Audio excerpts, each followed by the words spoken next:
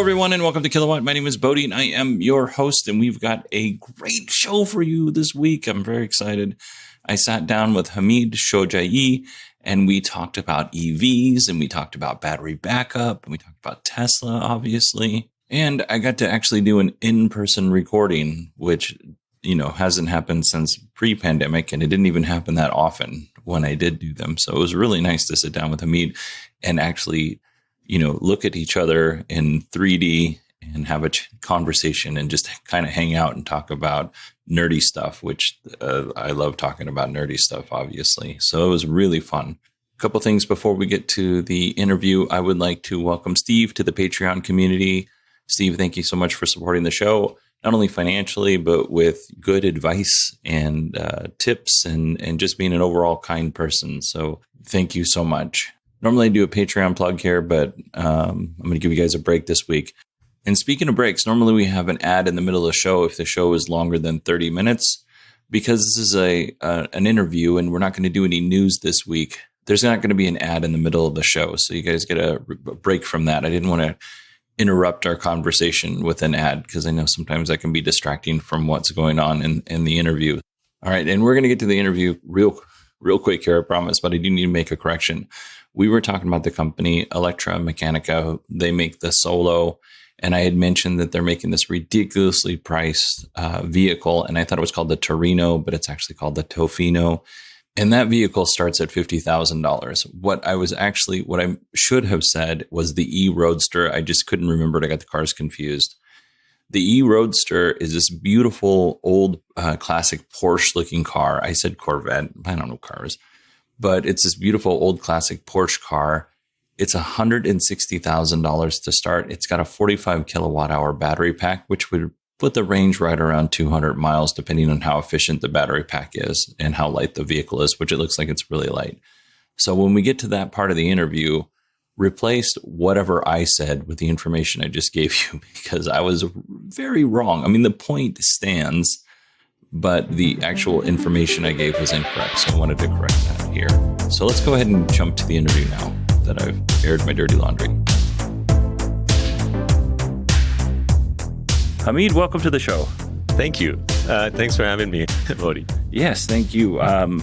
For those who don't know, I just kind of hit you up on Twitter and I was like, would you like to come on the show? And you said yes, and here we are. So a week later almost. Yeah. Well, I'm a huge EV enthusiast, Tesla enthusiast, space enthusiast. It's just like all the things that Elon Musk is trying to do, it seems like are aligned with my interests. Yeah, and same. So it works out really well. So before we jump into our two topics today, I just wanted to allow you an opportunity to let people know who you are. I'm a software guy by background. Hamid Shojaee. I started a software company called Axosoft. Later, we had a sort of a side project that turned into another company called PureChat. And last year, I sold both companies, and now I'm sort of working on hobbies and podcasts and other cool stuff and investing.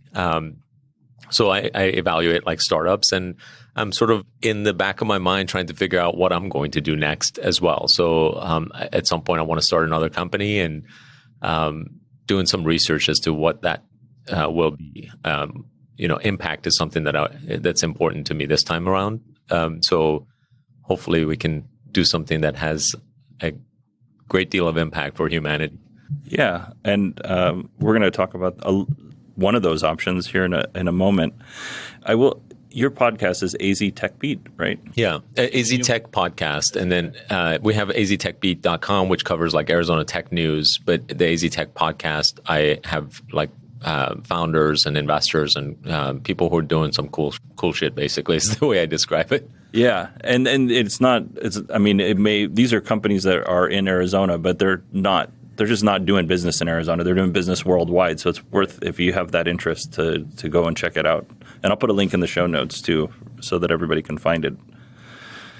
So the first thing we're going to talk about, we're just going to go over some EV market. We're just going to talk about some EV companies and just get a different opinion, because this is largely a one mic podcast. So my opinion is people know it. I go over it again and again and again, so it gives basically a little bit different perspective. So, are you ready?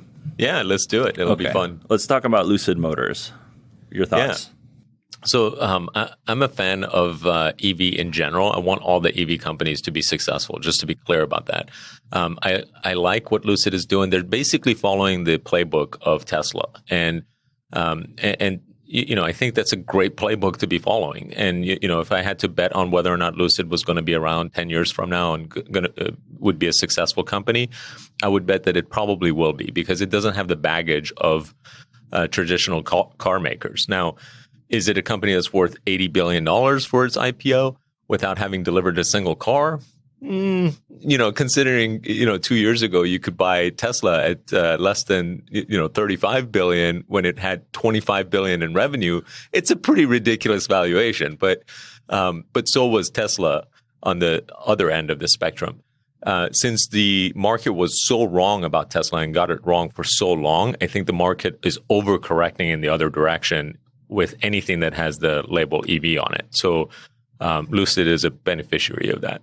Yeah, and we'll get to Rivian too, but Rivian, same. They're right around $80 billion, and this month, hopefully, they'll start shipping their cars. Right. But to this point, they haven't shipped a car. Yeah, I mean, the same is true with Rivian. And, like Rivian, actually, their cars also look amazing, and they've gotten rave reviews as well, which is another important factor. And I think they, too, are following in the footsteps of Tesla in a way. Similar playbook, electric only, that, they're trying to figure out all of the software, the self-driving, the charging infrastructure. So, I think Rivian too will be a successful company, especially since they have some pretty amazing partnerships as well. So, but again, some of these companies might be getting ahead of their valuations, or their valuations might be getting ahead of their, obviously where they are, which is zero sales. Yeah.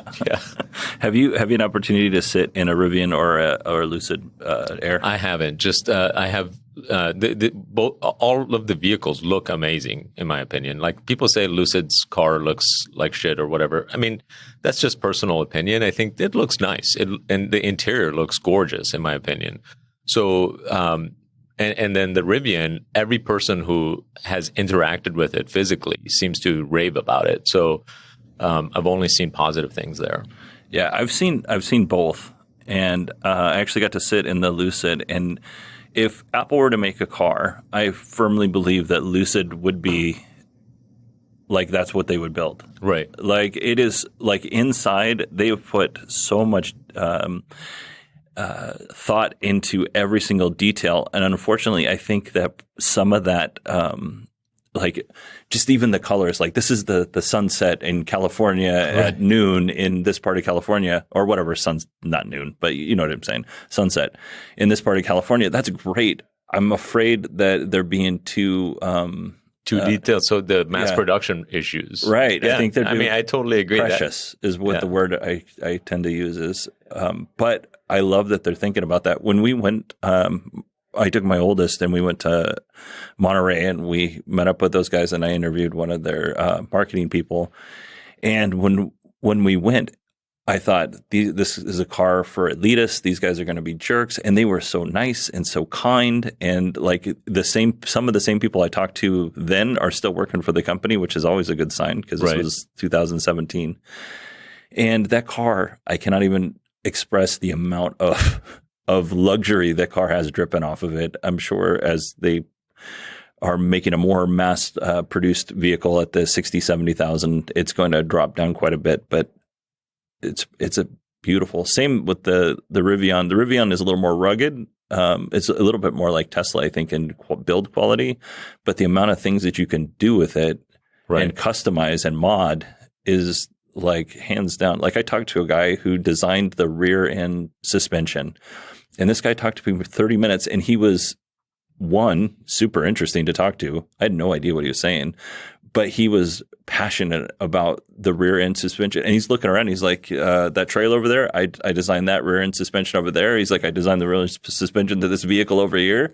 Like, these are people who are like, or was part of the design, I should say. These are people that are like passionate about their jobs in both companies, and it shows like hands down in what they're doing. Yeah, that's awesome. It appears as though they're making some pretty incredible cars, which is wonderful. The worry that I have is exactly the worry that you share, which is that the more complex you make the car because of all of these luxury components that you need. It reminds me of the statement that Elon Musk often makes, is that, if your car is 10,000 parts, the rate at which you can manufacture the car is based on the lowest component, the component that's hardest to produce. It's not like if you can get 9,999 of the parts every day, but you can't get one of them, well, you can't put out the car because you're dependent on all of the parts. So, some of that luxury aspect sort of worries me as to whether or not Lucid can deliver 20,000 cars a year or in its first year of mass production. I hope that they can,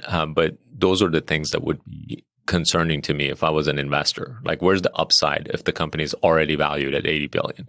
Now, if it was worth 8 billion, the upside would be, well, this company, if it starts delivering, might be worth 80 billion or 100 billion one day, but not if it's starting out with 0 cars delivered. Well, and I think their stock price, because I'm an investor in Lucid, and I think their stock price reflects that, because I just bought a couple of shares at $19 a share this morning when I woke up, and I was like, well, I mean, I'm all in on this goat, so might as well continue feeding it. Right. But yeah, so I think that's a good point. And you know what, Elon, at one point in time, when you configured a Model S, right after the Model S was released, you can configure that thing in so many different directions. And eventually they just said, we have to eliminate all of these options and just give, like, there's at most in each category, there's 2 options. Right. That's essentially what Steve Jobs did to Apple. Like when he took over Apple, Apple had over 130 different products. They were like the VW of of like the computer industry, or like similar to Dell. And he basically eliminated all the products down to 4. So it's like, we need a pro laptop and a pro desktop, and a consumer laptop and a consumer desktop. That was the 4 matrix. And that's essentially what Tesla has done. They have 4 vehicles, the luxury sedan and luxury SUV, and then the sort of less luxury Model 3, and that's more for the masses, and the Model Y. And within each one, very few configurations, and boom, now you can mass produce the hell out of all of them. And it makes things from a manufacturing standpoint a lot easier, a lot less components to worry about. For sure. And I mean, it's definitely paid off. Like, there was a time when Tesla was like, bankruptcy was imminent, and they were like, they really did. Like, they had vendors that they were paying to do nothing. So right. that whole change was all a part of that, and it's really kind of bared fruit for them. Right. So let's jump into 2 of these companies you know pretty well, and then we won't talk about Aptera. But let's talk into the 3-wheeled vehicles, because I also love 3-wheeled vehicles. Like, I have such joy for the weird, and I'm so happy that people are doing weird things. So Electromechanica, what are your thoughts on the Solo? So I've actually sat in the Solo. They have them at the Fashion Square Mall in Scottsdale, and it's an interesting vehicle in that, like, it is 3-wheeled, and it's just for one person. Like, you can't put 2 people in it, and it's a car essentially. It has like car doors, and everything about it is like a steering wheel. Everything about it is a car, and they're trying to be a 3-wheeled car for one person for roughly 20 something thousand, and it looks way too strange for it to take off in a massive way, in my opinion. Now, on the other hand, Arkimoto, who also is a 3-wheel vehicle, is not trying to be a car. It's closer to a motorcycle, but it's a motorcycle that non-motorcyclists would drive. And it's open, it's got the side open, and it's a 2-person vehicle, which makes a big difference. You can actually take someone, a significant other, with you.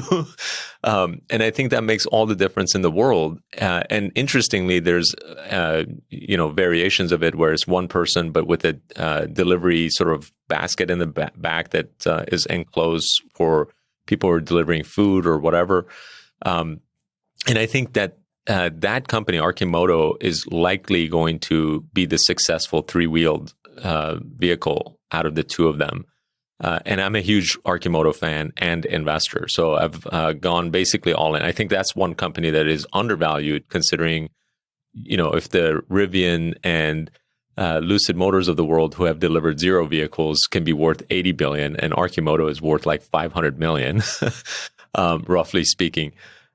These guys have a lot more potential, and they've actually delivered 100 of them. So their only sort of next stage as to whether or not they can get there is whether or not they can do the mass manufacturing, and that's what they're working on right now. So they're a year and a half away from mass manufacturing, and then if they're successful, that company is really going to take off. What do they start at? Also about 20,000. Yeah, I think when I look at these vehicles, the Solo and the Apteras and the Arcimotos, I look at that as more of like the gig economy, delivering groceries, delivering food. Like that's a really economical way to do that, because like when I first started the podcast, like to buy all of this stuff, like I needed to make extra money. So I did Lyft, and like I made no extra money driving a Lyft. And I was like, well, that's silly. And then I went a different route to get the money to do this. But if you had something where you're delivering groceries or whatever, and you can do that, and it almost costs you nothing to operate your vehicle, right, your money, like that, you're not 100% profit, but you're making pretty good money. Yeah, it's basically your time, right? But you're absolutely right. If you're doing that anyway, and the choices are to do that in a big gas-based car that is like taking up a lot of room, hard to find parking spot for it or whatever, versus a Arcimoto FUV vehicle, fun utility vehicle, as they call it, super small, very efficient, all electric, gives you 100-mile of range, super fun to drive. Apparently, from everyone who's driven one, seems to rave about it. So, yeah, I think that they have a pretty good shot. And I think they have a pretty good shot in sort of like just tourism and, an extra vehicle for like families that want to just have something fun laying around that they can take a quick trip on. That the tourism thing is really interesting. Have you ever, I'm assuming you've been to Santa Barbara. I don't. Yeah. Right. So there's lots of little tours that you can do on all sorts of weird little like go-kart looking things. Right. And my wife and I and the kids, we've done those. It's fun. Yeah. I can see like somebody up front, and every vehicle has a radio, and you just kind of follow along in the path. And there's absolutely tons of cool things to see in Santa Barbara that way. Right. And it's not busy traffic-wise, so... No, that's exactly right. And then compare that to the Solo, which is basically a car, but for one person, as opposed to two, and it's like enclosed, and it just looks weird. The likelihood of success seems to be a lot lower for that vehicle. Have you seen?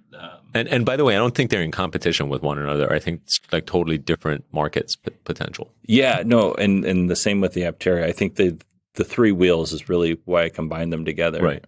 But have you seen the Electra Mechanica, the Torino?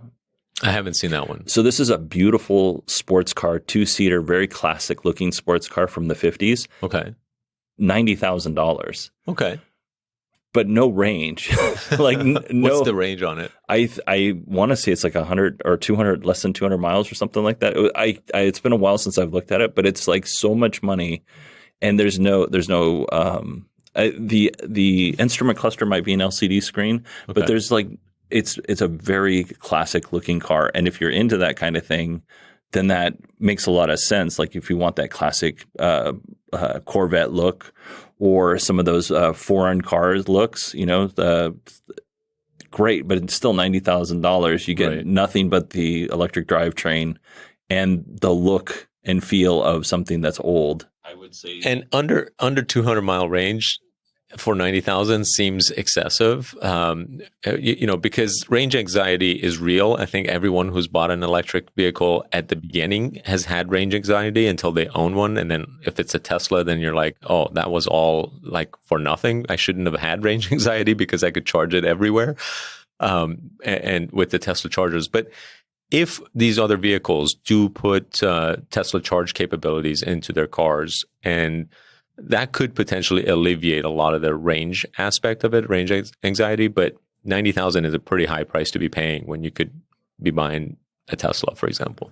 Yeah, when I look at these cars, like the Jaguar I-Pace has terrible miles, but is a beautiful car inside. It's got every bell and whistle that you could possibly want. The seats are really super comfortable and luxurious, and like the car is very lickable, right? And that thing starts at like $75,000. Right. So like the price that they want to charge for this car, and I might be a little low or a little high on the price, but it's in that range, is absolutely absurd for what you can get out there. In other vehicles. And the I-Pace, it's got its little issues here and there, but I don't know if you've had a chance to drive one or sit in one, but it's a really nice car. Right. One thing that Tesla has always done is, and this is something that I think people forget, that they think that companies or brands like Apple or whatever are marketing driven, and they're not. They usually deliver a product that no one else can deliver at the same price, right? So, when Tesla was delivering the Model S, you could not get another vehicle with those kind of specs at anywhere close to that price. And even in a gas-based car, let alone an electric vehicle. So there were no other options. So now that there are options, now that there are Teslas in the world and the Jaguar I-Paces in the world, and Mercedes is coming out with theirs, and VW has the Porsche Taycan, and Audi has their versions.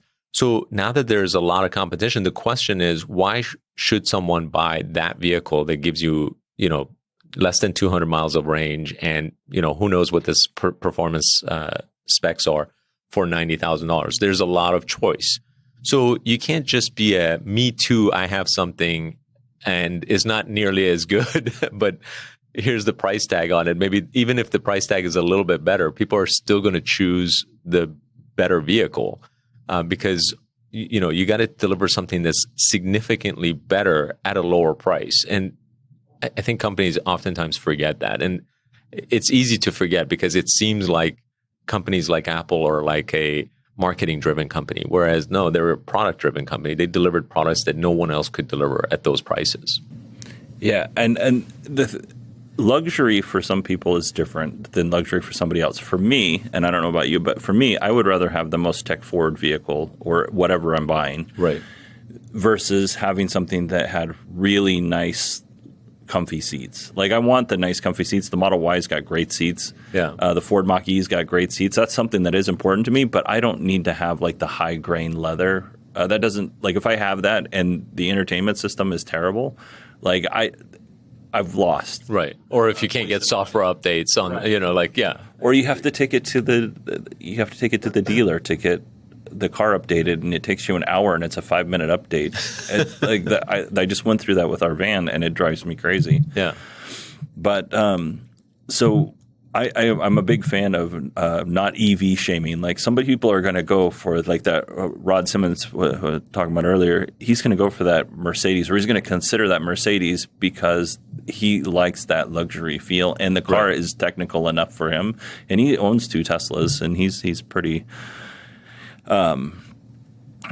He's a very technical person, so that's a car that he really likes. Whether he buys it or not, who knows? But the point is that's something that calls to him. I would much rather have a car like Tesla that continues to get better 4, 5, 6 years, and I know it's going to be supported. Versus having a Mercedes that's really nice today and maybe in 3 years, but in 5 years, because I hold on to my cars for a little bit longer, might be outdated, or I'm not getting anything. Right.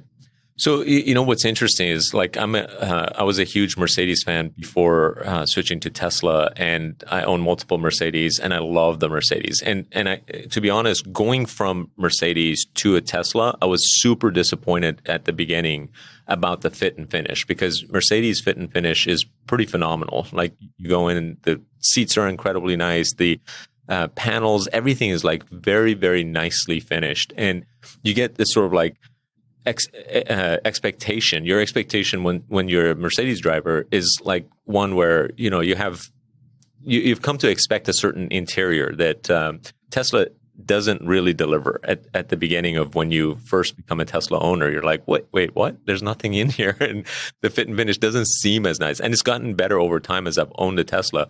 But overall, you get into a Tesla, you're not super impressed by its fit and finish because there's not much there.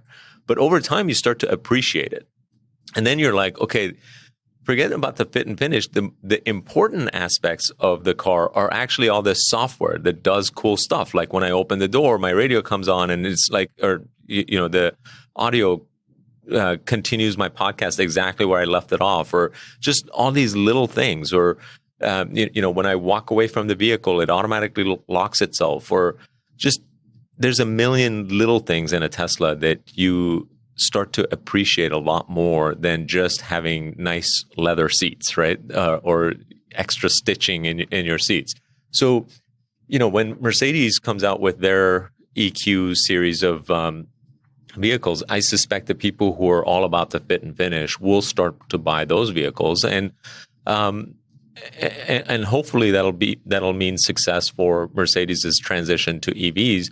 But I think they will lack quite a bit behind Tesla on delivering all aspects of what a new vehicle should be when it comes to software and range and battery systems and charge infrastructure and all of this stuff. So it'll be interesting to see how it all plays out, Yeah, and that we'll take that to. We were talking earlier, and you had mentioned that there's 4 transitions you think in the auto industry. Yeah. Do you want to go over those? Because I thought that was a really good. Yeah, so like for 100 years, the car industry has basically been similar in that, like, it's internal combustion engine cars. They just make them better, slightly quieter. Like it's all incremental changes, right? And when a disruptive technology comes along, it's when shifts can happen from existing established number one players or top players to new players.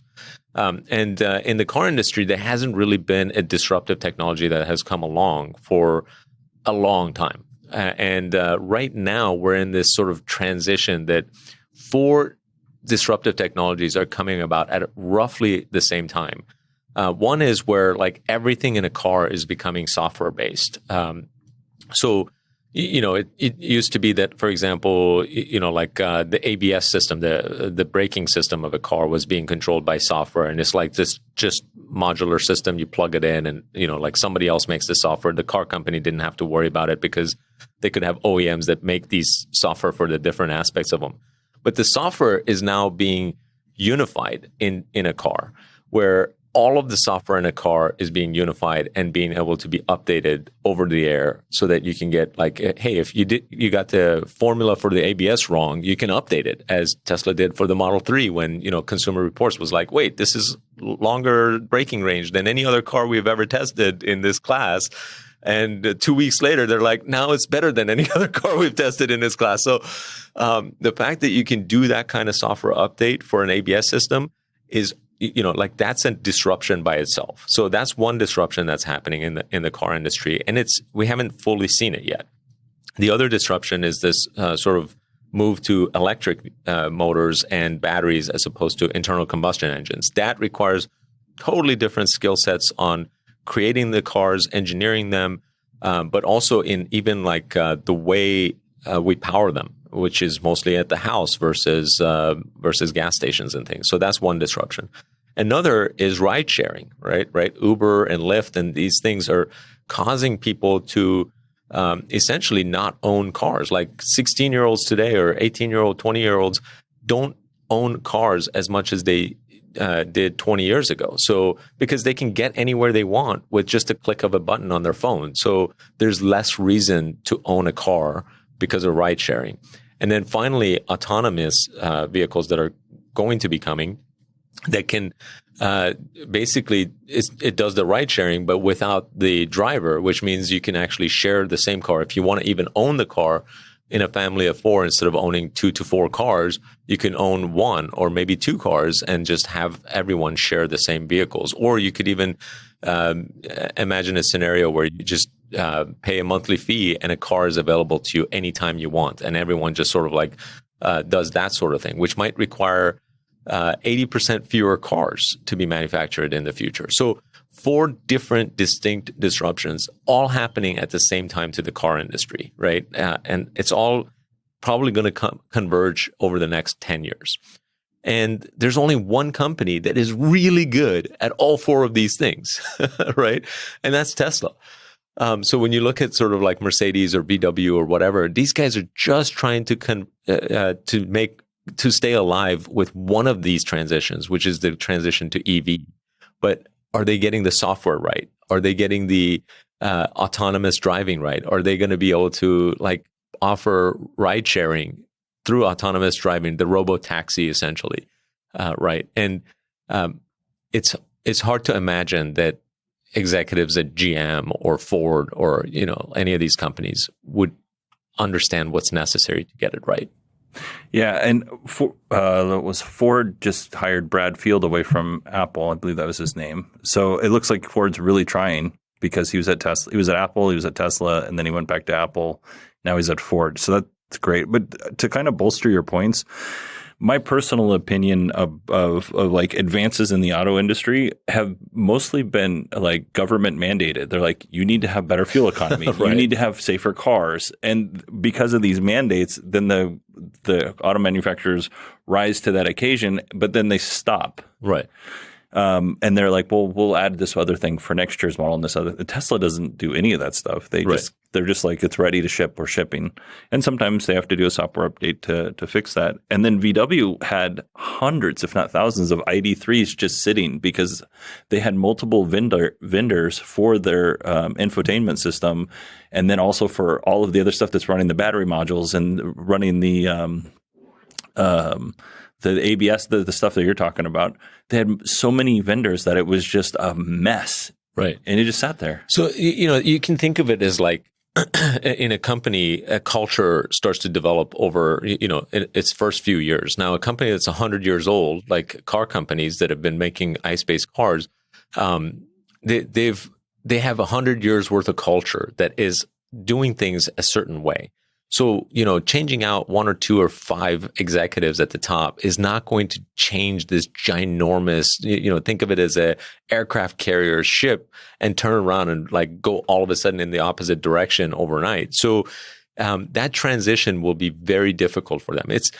And that's why they call it disruptive technology. Like when the computer industry went from mainframes to PCs, it wasn't IBM that was able to sort of transition through that beautifully.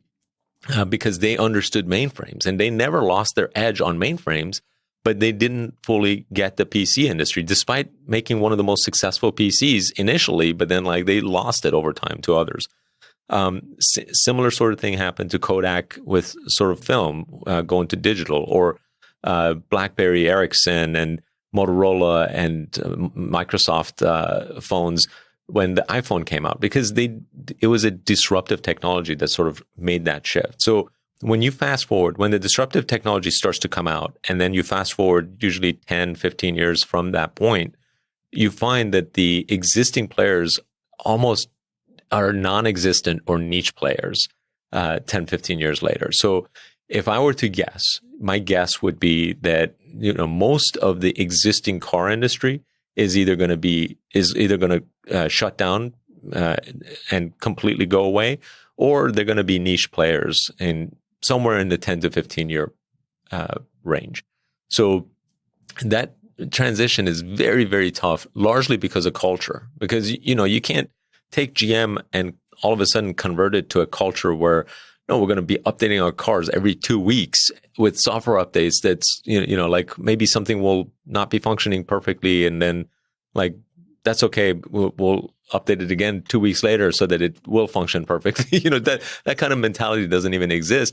Not to mention their cars weren't designed for that, with that in mind. So in a Tesla, everything is touch control on a screen, which means you can do a software update for everything. Whereas if you have buttons, the latest Corvette had like that string of buttons in the middle.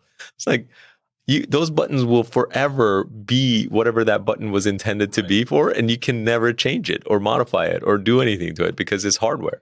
So, but those buttons are beautiful in that car. Like I was never a Corvette fan until the latest model of Corvette, and right. I was like, every time I see it, I'm like, Man, it doesn't even look like a Corvette. It looks like a supercar almost. Right.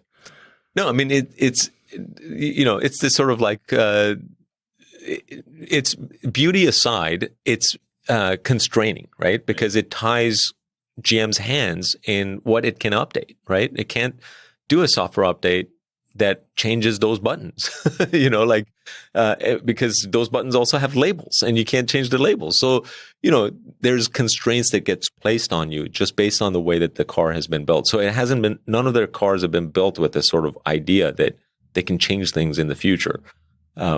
Whereas Teslas have, because they have that sort of first disruption, which is software is driving everything. Yeah. Have you had a chance to ride in a Waymo?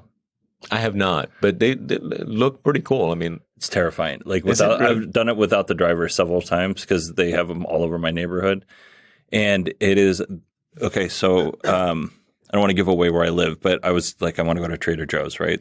So it takes me up to Trader Joe's. It needs to make a left turn. It doesn't feel. It stops, and then it's like, nah, we're not making the left turn. So we go up through the major intersection, through a neighborhood, all the way around, back onto a major road, and then back on the road we were on. But now we're going south instead of north, so it can make a right turn. Oh my gosh! And then it parked and I felt terrible because it parked, and this was like. This was probably August of last year, the first time I did this. It parked right in front of the store, and there's a bunch of like little old ladies trying to get into the store, and it was just like it just kind of forced its way in there. Not enough to hurt anybody, and then it just let me out, and I was like, oh, I wish you would have let me out just a little bit further back. You're the guy everyone is looking at, right? Like you just blocked our way, and it hasn't. It's gotten better. It's been a couple months since I've driven in the driverless one, and it's gotten a little bit better, but it's not like I can tell you hands down Tesla's is better for sure. And, Tesla's is the world. The Waymo right now is Chandler, Tempe, and a little bit of South Phoenix or whatever. Yeah. So, what's interesting there is that, like, I think Tesla is probably going to also have these kind of problems for a robotaxi, right? And I think they're years away from, despite, what Elon is saying. I think I'm a better estimator of Tesla's things now than Elon is. So, so I can firmly say I think that I'm more right than Elon will be on this. But I think they're at least 2+ years and possibly as much as 5 years away from robotaxis being a thing because of these little problems, because people are not going to tolerate those types of issues, especially at the beginning. So the advantage, though, that Tesla has is that for every car that they're putting out there, they're making, first of all, they're selling the car and they're making $10,000, $15,000 of profit margin on each vehicle as they're trying to figure out this full self-driving business. For every car that Waymo puts out there, they spend over $100,000, maybe $150,000 to make the car with all of its cameras and things, and they're not making anything from it except for whatever they're charging for the ride. So for them to try to do this at scale actually would cost $100 billion to put 1 million cars out on the road. Whereas for Tesla, they already have 1 million cars out on the road. So the probability of success on who's going to figure it out first, even if Tesla was behind, or it was behind a few years ago, even if it's behind today, which I don't know if it is, it might be ahead today. But even if it was behind, I would still bet on Tesla. I actually wrote an article about like why that would be the case several years ago, that describing all of these things in detail. Yeah, and for me, the way I look at autonomous driving, right, is Tesla's an advanced level 2, and they're probably the most advanced level 2 out there. Like Ford can't even take a gentle turn on the freeway without freaking out. And Tesla does fine, especially on the freeway. My oldest, she has a Tesla, so they have the Model 3, and they've been traveling all over the country from place to place to place in their Model 3 with their little golden retriever dog, or massive golden retriever dog, and mostly on autopilot or mostly on full self-driving. And both, and I appreciate this, but both her and her boyfriend, like they'll remind each other, hey, pay attention. Hey, pay attention to make sure, right? Yeah. And they report back some minor issues, but largely and they're traveling all over the country. Like my sample size is going to be Tempe, Scottsdale, Chandler, and then I work on the West Valley, in the West Valley. So the 202, basically, that's my sample size of where I would drive, but they're all over the place, and it's pretty much even right everywhere they go, which is fantastic for Tesla. Yeah. But as you creep up onto the level 3 and level 4 and level 5, it's more of like how much do you have to interact with the car to make it do the right thing, and I think that's the hardest part to solve for. Right. And they haven't, unfortunately, to this point. Well, it's getting closer, and I think that like having a backup driver makes all the difference, right? Like you can, like you said, I use my autopilot everywhere, including on cities, and then I just take over when I need to turn, so it doesn't take turns for me in the city. On the freeway, it's great, and it, like you can pretty much rely on it, but I'm paying attention all the time. And if it was driving completely from point A to point B for me, that would be even better. But I'm there for like the edge cases at usually the ends, right? Like how do you park and get it into a particular spot, or like, is it okay to park in front of that Trader Joe's in front of the door and block the people like all of those kind of things. It's going to, there's so many edge cases like that I think it's just going to take way too long, or not too long, but it's just going to take years before it's there, right? So, I suspect that the way in which Tesla is doing it is actually really good. It's just that, they've always been, the promises of Elon has been ahead of where they have been. And that's a little unfortunate. I wish he wouldn't do that. But because they have like the best system on the market in terms of what you can buy for a vehicle. And they, people would be willing to pay even the whole 10 grand for just what they delivered today, as opposed to the future of like full self-driving with robotaxi capability. Yeah, I think they need to sell. Yes. One is Elon needs to dampen down the message a little bit. Two is they need to sell for what they have and not what they're offering in the future. Because I know, like the Mel Herbert, who does the he does a podcast about Tesla. Oh, I'm missing it. Anyway, he's bought, like, in the time that I've been listening to him, he's bought like 3 or 4 Teslas in between, and he's paid for full self-driving every single time. Yeah. And he hasn't got full self-driving. He's got what they offered. They've been selling it for 5 years roughly, which is with the expectation, setting the expectation that it'll be delivered within a year, pending, regulatory approvals or whatever. But it's never even been remotely close to delivery. So for 5 years, people have switched cars, et cetera. And the funny thing is that 5 years ago, they were selling it for $5 grand, right? And the reality is that $5,000 also got people this sort of autopilot with the ability to change lanes and, like all this sort of safety features that people would have been willing to pay $5 grand for, and you could have just recognized 100% of that revenue. I think this is a sort of mistake that, at some point Tesla is going to pay, for possibly in legal actions, but I believe there's like lawsuits that are around this that are happening to Tesla. But it was an unnecessary thing for them to be promising it within such a short period of time, setting that expectation and then not delivering on a continuous basis, on a rolling 5-year period of time, and it's still not delivered. Yeah. And then like when I first started the podcast, I think it was either that year or the next year, Hardware 2 came out. And it was like Hardware 2 is all you're going to need. Right. Don't need anything. And then Hardware 3 came out, and it was like so much more powerful than Hardware 2. Now Hardware 4 is where we're at. And we're probably like Hardware 10 before we really get anything that like in a reasonable, that's going to reasonably be safe for people to be driving around on the road. Hardware 3 technically is driving, their beta program is Hardware 3 for a couple thousand people. And, from the videos, it seems pretty good. It seems like it's a software-based problem as opposed to hardware improvements.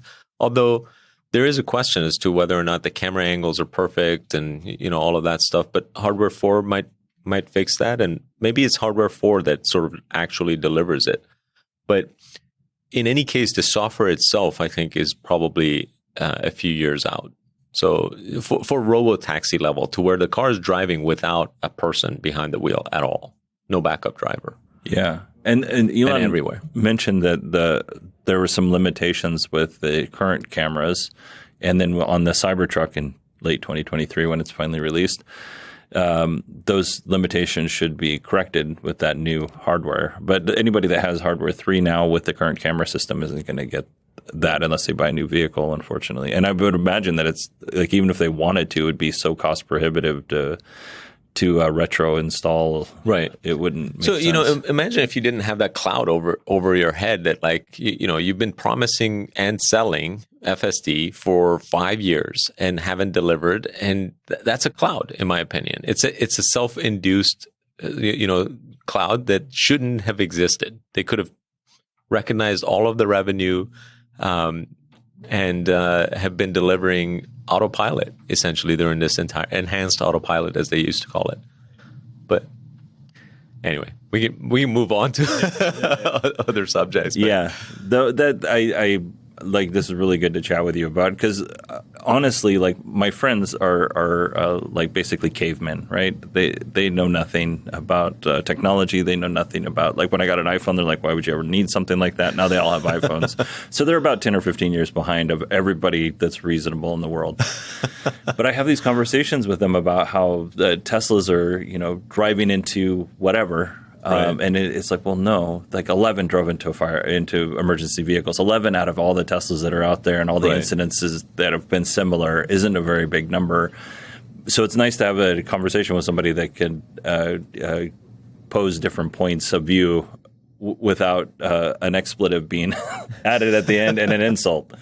So. No, yeah. I mean, it's funny because I think people are very emotionally driven when it comes to, like, a fire or whatever, an incident. And I think that obviously media, because the way the media works is not, it doesn't cover things in the appropriate way. So they exaggerate, or it appears as though they exaggerate, but all they're doing is covering the things that are interesting and will get clicks.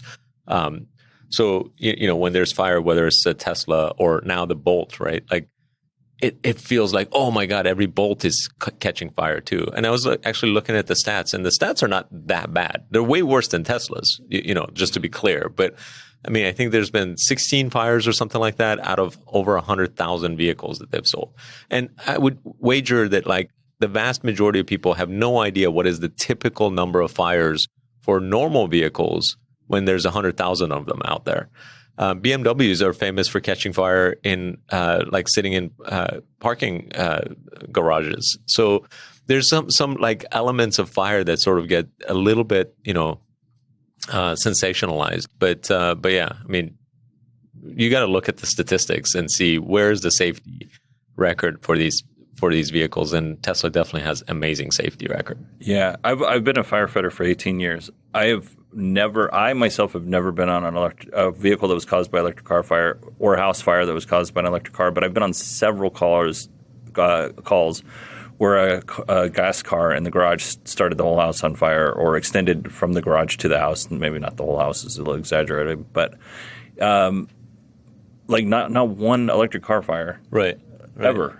Like, I had a hybrid car, and I don't think the battery was on fire, but it might have been because it was pretty spectacular the way the fire was coming out, and they just put it out like no big deal. Right. Like, I'm on a ladder truck, so we don't have hoses or anything like that. So we just rolled up on this accident, and there's a fire, so we stand there and have to call an engine to come and assist us. But everybody was fine. But I've never been on one, and there's a ton in the area that I work. There's a ton of Model 3s and other electric cars. I mean, it just doesn't make any sense. You see them everywhere now in Arizona, which is great. I counted 8 on the way from. I live 20 minutes away, so from my house to here, it was 8. Yeah, and mostly, you go with the traffic. So yeah. Yeah, that's crazy. There's beautiful 8 in our parking lot right now, which is kind of nuts. When it feels like a Tesla dealership when I come to work here. Yeah. There's a beautiful gunmetal gray Model Y out there. Yeah, it's gorgeous. It's making me consider that color instead of white. Yeah. But okay, let's talk about residential storage batteries, because really that's what sparked this whole thing. Yeah. I think I tweeted that seriously considering starting a battery company that focuses on residential battery backup systems. So you've talked about, you've done a little bit of research in this. This is something that's near and dear to both of our hearts, because I want battery backup storage. I can't get a power wall. Even if I installed more solar on my house, there's a really good chance that I'm not going to get a power wall anytime soon. Yeah. So what are kind of your thoughts on correcting this solution? So it started because I wanted some power walls for my house, right? I already have solar on my house, on my primary home, and I wanted more. I just wanted battery backup systems, and you can't just buy power walls. They're in such high demand that Tesla only sells them with solar. It's like, damn. So I looked for other battery systems. There aren't any great ones out there at a reasonable price. There are some out there, just to be clear, but there aren't any sort of like great companies that are doing what Powerwall is doing, Tesla Powerwalls. And my thinking is that, the demand for this stuff is only going to increase with the more extreme weather patterns that we're having and electric outages that we have. The demand for battery backup systems for the home is only going to increase, and it's already a multi-billion-dollar industry. So as that demand increases, and Tesla has plenty on their plate in terms of like demand for literally everything that they're doing. They cannot make enough stuff. They just can't pay attention to all areas. So this creates an opportunity, right? And I started researching it to see, are there opportunities in battery home backup systems to see if there's an opportunity for a new company to sort of like exist and potentially become a significant player. And I think that there is. So I'm still in the research phase of this. The next question will be whether or not I want to actually like dive into it, because doing a startup is a lot of work. But I am pretty excited about it. And in this sort of research, one of the things that I didn't even realize that most homes with solar systems have is that the entire solar system is designed to put the solar power into the grid. And if the grid goes out, your solar system is designed to actually shut down and not produce any power. So even the inverters that virtually all solars on homes have, they're designed to shut down in case the grid goes out. So you cannot even take your own solar and feed it into a battery, because they're designed not to produce power if the grid goes down. So it just blew my mind that we have so many megawatts or gigawatts of power just in Arizona, like on rooftop solar, and all of them are designed not to produce anything in case the electricity goes out. And that is just comical, right? Like it just blew my mind. Obviously we should not be doing that. And every solar system should be designed so that it can power batteries and put it on the grid if there's extra. And that way you can, still actually power stuff if the utility goes out, which in extreme weather is happening more and more frequently. So there's, I think, a lot of opportunity for, companies to do interesting things in this area. And who knows, I might get brave one day and decide to jump into it. Well, if anyone who's listening is interested by this topic, by the way, and like wants to get involved, hit me up. You're sitting across from somebody. Like this is something that I'm honestly passionate about. We talked about earlier, like I don't like I'm really anti-price gouging, right? And it makes me angry that at 4:00 I have to pay closer attention to what we're doing in our house, even though, or 2:00 or whatever it is now, even though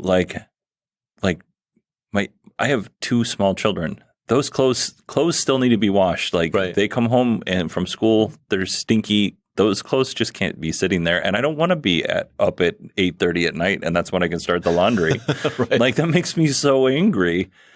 And like I said, I missed an opportunity to buy the power walls when they were more affordable and when they were just available. If you are, I mean, I gave Tesla a bunch of money for solar. but I still can't buy them. So I'm on board. Have you looked at any of the the zinc bromide or the any of these other kind of battery technology? Australia uses these zinc bromide because they have a terrible grid system, right? And they're they can go down to zero and then come back up without much of anything. The only problem is they're big and hard to store. Right. So there's all kinds of really cool battery technology. Part of my research has been that like, my initial goal would not be to try to reinvent the battery or anything like that. It would be using existing technology that exists, but like packaging it up nicely, putting the right software systems in place, and selling solutions that are like scalable. You buy it maybe in 5 kilowatt hour increments, and you just stack it, right? A solution like that doesn't exist that's easy to do. Now, there are challenges because, connecting it to your home is like still a problem. An electrician would still need to do. So, I've been like looking into how could you solve some of these challenges and still make a viable company that focuses on the nice, easy to use packaging and software that sort of like connects it all together really neatly. But it's not crystallized yet.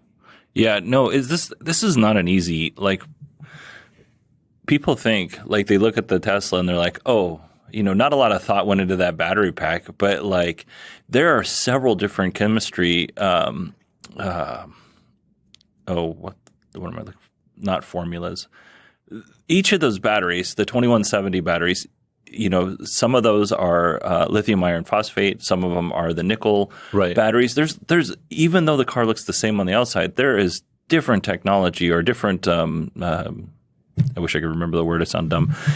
The chemistry is different for each of those cars depending on how much range they want to get. Yeah, not to mention that Tesla did so much battery related work just in the original Roadster. Like the first 10 years of Tesla's life was a lot around batteries and the electronic components and everything that it needs to be able to power a vehicle and be able to do it in a smooth fashion of ramping up, and the amount of energy that it needs to output, and the fast charging. So there's a lot of technology that does need to go into these things, besides the battery and the chemistry in there, and to make sure also is fireproof or relatively fireproof. So they have done a pretty amazing job at all of that, which is why they're the leader in the industry. But I think there's room for others to potentially play. And maybe correct me if I'm wrong, but I really like your modular take on this. Yeah, the 5 kilowatt type of right, because then you can build up, like, because these things are very expensive. Right, $20,000 for 2 power walls. You get a little break off your taxes. You get a little break from a utility company sometimes, but you're still on the hook for a sizable amount of money. It's not something that we have in an area that I work, that there's mostly public housing kind of places, right? And all of those places have solar on top of the roof. It would be great if they could have some sort of solution there where they could actually have the storage with the solar, so that they're not running into that problem that my family runs into, that they're not washing dishes or cooking with their electric stove on 4:00 on a Monday, because it's literally triple the price to do that at that time. Yeah, what's funny is that whole price.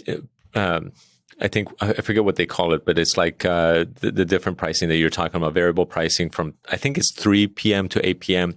I actually calculated, and electricity is like less than half the price during that time frame. I actually calculated that you could potentially utilize batteries for that period of time and have the batteries pay for themselves essentially in a matter of a year or two, because just from the savings that you would get by augmenting your electricity with batteries during that time and then charging it right after. So it's like you're getting electricity at half the price for roughly 5 hours a day. And that's a pretty significant savings, because those 5 hours happen to be when you actually need electricity the most, which is why the electric company is charging more for it. Right. So there's opportunities to utilize battery with software to actually like really save people money in the long run. But it's also a hard sell because, like you got to convince people that this would be something that would happen for you, right? Like, and that's not an easy thing to convince people. Right. Well, you need people like you and I who are going to take arrows like on the newer technology. Right. And then when you I have never had somebody get into a car, and I've like Tesla's loaned me a couple. I've never had somebody get into the car with the exception of my wife, who's just like, this is just another way for you to get me to buy a new car. But just in general, like when you get into the Tesla, you're like, oh my gosh, like I keep trying to get them to like I wanted a long range, and they're like, well, take the performance. And I was like, no, I'm never going to buy a performance. I want the long range. I want to test it. He's like, well, here's how he shows me how you can go in and change it. And I don't know if that's something for the demo cars or for the whatever, but I never took it off performance because I picked it up at Kierland Commons. We're driving on the freeway. And there's a Maserati, and this guy has no idea that I'm looking at him or I have any sort of inclination of wanting to race him. But he kind of pulls up a little bit, and then I just got on it, and we're in sort of rush hour traffic, and I felt really good about myself. Meanwhile, this guy doesn't care, right? He's just in his car listening to whatever he's listening to and enjoying his Maserati world. But I was like, I felt good. Yeah. I've never had anybody get into a Tesla and be like, oh, this sucks. But the same thing is you have to have those use cases, and we don't with home storage of people coming over and being like, why are you doing the dishes or running the stove, doing the dishwasher and your dryer all at the same time? Right. Like that doesn't like that's harder to solve or to show people the value of. But when you get down and you're having a couple drinks and you're talking about how your electric bill was $80 in the summer in Arizona, that's where you get that. Right. But the wintertime, that doesn't like we don't run our heat. We don't run hardly anything. It costs nothing to heat or keep your house going in the wintertime here. But all right, man. Thank you very much for coming on and being so generous with your time. My pleasure. It's been fun. It's areas of interest. So, I love what Tesla is doing. I love, future of technology. I think that there's so much goodness there. Yeah, we are actually like in the turn of the century when industry started getting big. Like that was an exciting time for people, and we're there again, whether we recognize it or not, with the technology and how fast everything's advancing. Yeah. Like it's hard to even keep track of anymore, honestly, but it's an exciting time. Do you want to tell everybody about your podcast again and where they could find? It's AZ Tech Podcast, AZ like for Arizona, and then tech for technology, obviously, AZ Tech Podcast. And you go to aztechpodcast.com or just search it anywhere. It should show up. Awesome. Well, thank you very much, Hamid. Absolutely. It was a pleasure.